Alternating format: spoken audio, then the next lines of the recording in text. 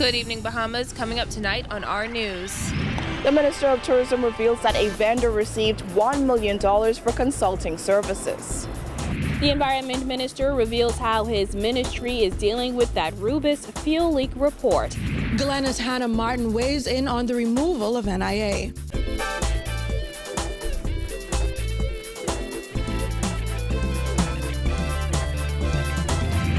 Our news is brought to you by Alive, the nation's newest and best LTE network. Good to be alive. Topping news tonight, one culture consultant in the Ministry of Tourism took home $1 million, according to Tourism Minister Dionisio de Aguilar, who revealed that since assuming office, he has commenced a review of all contracts undertaken by the ministry. De Aguilar added that each year the vendor was paid more than the salaries of 7 cabinet ministers combined. Giorgio Bain reports. During his contribution to the budget debate, Minister of Tourism Dionisio de Aguilar revealed that the ministry shelled out $1 million to a vendor for consulting services on cultural tourism. However, Angleton MP Glennis Hannah Martin challenged de Aguilar's comments and questioned whether the MP was telling the full story. That is true. And I am telling the truth. In addition, Mr. Deputy Speaker, you will have read, and it's true.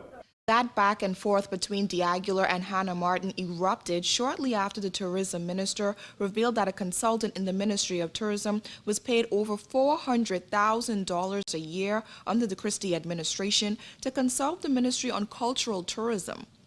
While de Aguilar did not reveal the name of the consultant, he added that the hefty paycheck outweighed the combined salary of over 7 cabinet members. To date, I've stumbled across one that is worth mentioning in this House.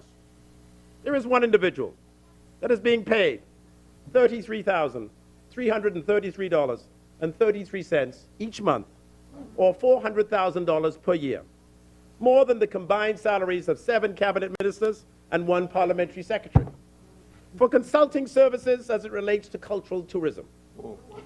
Mr. Deputy Speaker, there is a contract with this individual that was drawn up, although I have yet to see a signed copy, in October 2014.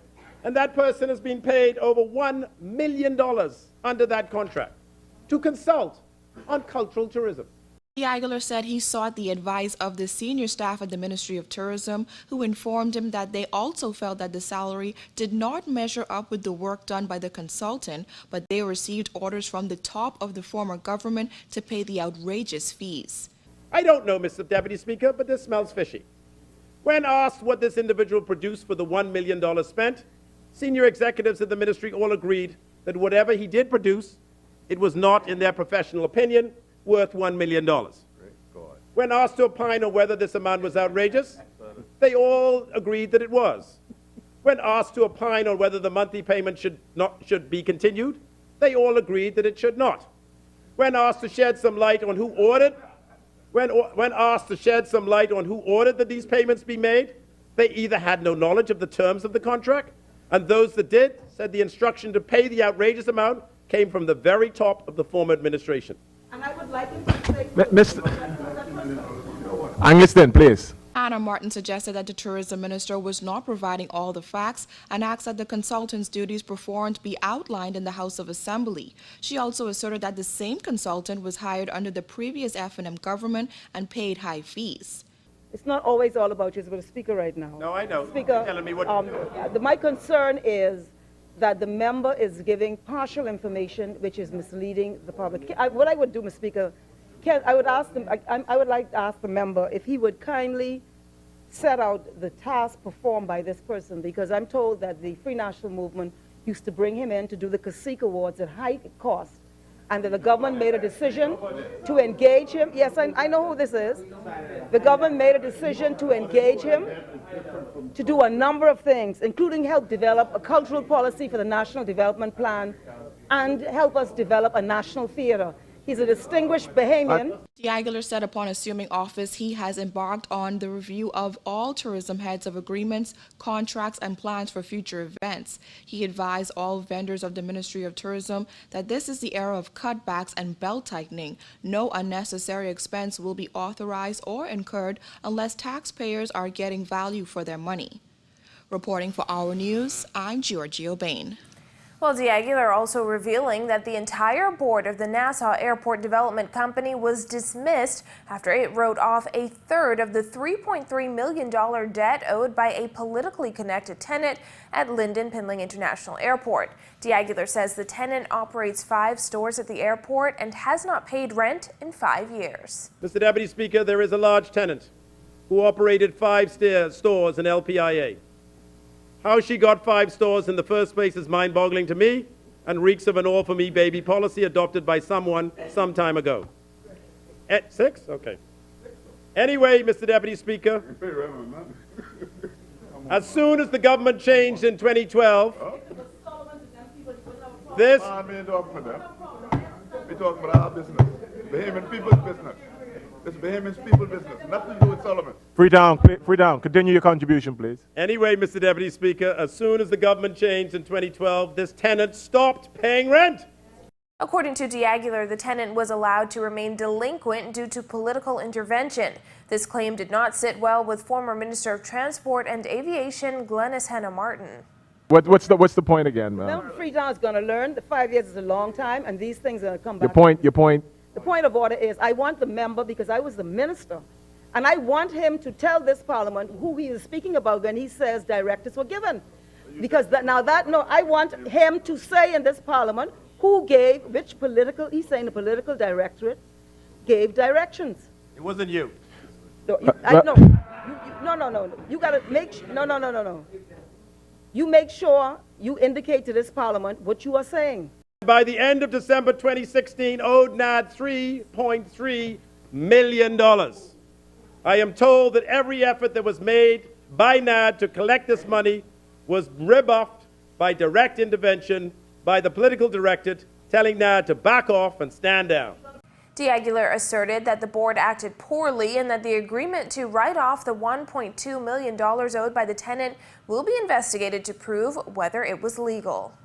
The tenant, fearing that the government may be changing, decided to approach the board of NAD and negotiated a deal where NAD would write off $1.2 million of her receivable and allow her to repay the remaining balance over time if she would simply give up 1 store. The deal was signed on the 3rd of March 2017, a mere 2 months before the general election. And as the government moves to borrow $722 million, businessman and CFAL principal Anthony Ferguson insists the country's economy was badly managed, adding that it was the worst ever. He accused the former government of pure, unadulterated wastage and asserted that borrowing that hefty amount won't be as easy as people think. Vonique Toot has more. To say we're in precarious financial times and position is an understatement. To put it mildly, businessman and CFAL principal Anthony Ferguson says the country has never been in this financial position. Government intends to borrow $722 million, while the GFS deficit is on track to reach $500 million. New Finance Minister Peter Turnquest said recently the fiscal situation is far bleaker than expected and accused the Christie administration of mismanaging the country's finances. Ferguson, who appeared on RTV show On the Record with host Jerome Sawyer, says there has been pure, unadulterated wastage of public funds, and the mistake is assuming government can borrow $722 million. The reality is it's not going to be as easy as simply saying we're going to borrow $722 million, right? And so, yes, government can tax, and they can show that they have the capacity to pay if they continue to tax, but you can't tax your way out of a problem. Opposition leader and former Deputy Prime Minister Philip Davis expressed shock over government's plan to borrow such a hefty amount and attributed the passage of Hurricane Matthew to the sharp rise in the GFS deficit. However, Ferguson says he's not buying that explanation. But I mean, that's being disingenuous. Because generally speaking, when there's a disaster like that, there's a lot of new money coming in to actually fix up the buildings, etc. So this was just hurricane relief effort and money's coming in. Look, I mean, to cut it short, the economy was poorly, badly managed, worst ever. Just based on the numbers. We're not going to get emotional about these things, right?